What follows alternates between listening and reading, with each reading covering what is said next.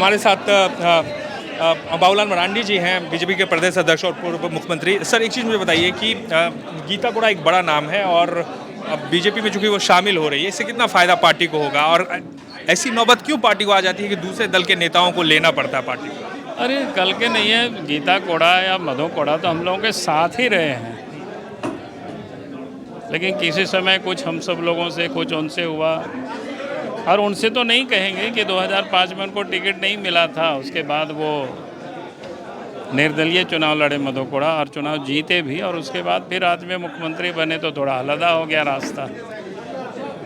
अगर पॉलिटिक्स में bye born कहिए तो वो बीजेपी में ही पैदा हुए थे और बीजेपी से आकर के पड़े थे। तो स्वाभाविक है, हम सब लोगों की कोशिश होती है जिसको बीजेपी में पैदा हुए तो फिर बीजेपी में उनको वापस लाना, उसके प्रयास लगातार जारी रहती है। लेकिन सर, आप करप्शन को एक सेंटर में रखे हैं। जब से आप बीजेपी में आए हैं तब से खासतौर से करप्शन को लेकर काफ़ी एग्रेसिव रहे हैं, लेकिन एक करप्शन का आरोप जो है मधु नहीं, कोड़ा पे भी रहा है, वो तो मैंने कहा कि उसके आरोप है, लेकिन उसकी पूर्ण तरह से उसकी जांच होनी चाहिए। उसमें कहा हमने जांच को तो नहीं कह रहे हैं। हमने तो यहाँ तक कहा कि जो झारखंड भवन में जितनी कागजात जो मिले हैं, जिन जिन लोगों का नाम रहा है, उस सारी चीज़ों की जांच होनी चाहिए।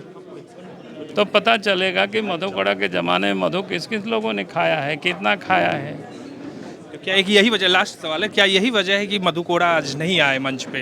क्या आप मानते हैं कि मधु कोड़ा को एक अलग रखा आपने और गीता कोड़ा को ज्वाइन किया? क्योंकि गीता कोड़ा के ऊपर तो कोई आरोप नहीं है, मधु कोड़ा के ऊपर आरोप है, इस वजह से वो नहीं, वो कोई खास वजह वो नहीं है, वो तो लड़ ही रहे हैं, केस है ही उनके ऊपर, कौन दुनिया जानती है उस बात को। लेकिन मैं कह रहा हूँ कि इस और जिन लोगों ने उनको दुरुपयोग किया या अपने लिए उन लोगों ने सदुपयोग किया, तो उन लोगों को भी बेनकाब होना चाहिए। जांच वहाँ तक जानी चाहिए, पहुँचनी चाहिए। सर,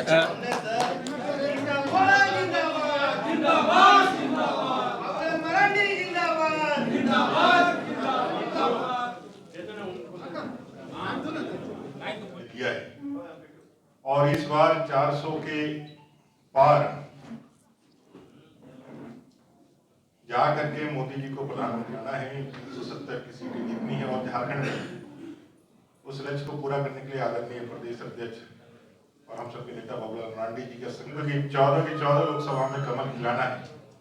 इस दृष्टिकोण से सिंहभूम की जो सीट, चाईबासा की जो सीट पिछले बार 2019 में बाकी रह गई थी, उस सीट से आप सांसद हैं, पूर्व विधायक भी रहे हैं, प्रदेश के भरोसा करते हुए, और 2047 के विकसित भारत की जो यात्रा प्रारंभ हुई है मोदी जी के नेतृत्व में, उसमें अपनी महत्वपूर्ण भागीदारी निभाने के लिए कोल्हान समेत पूरे झारखंड प्रदेश में आप एक अच्छी वक्ता हैं।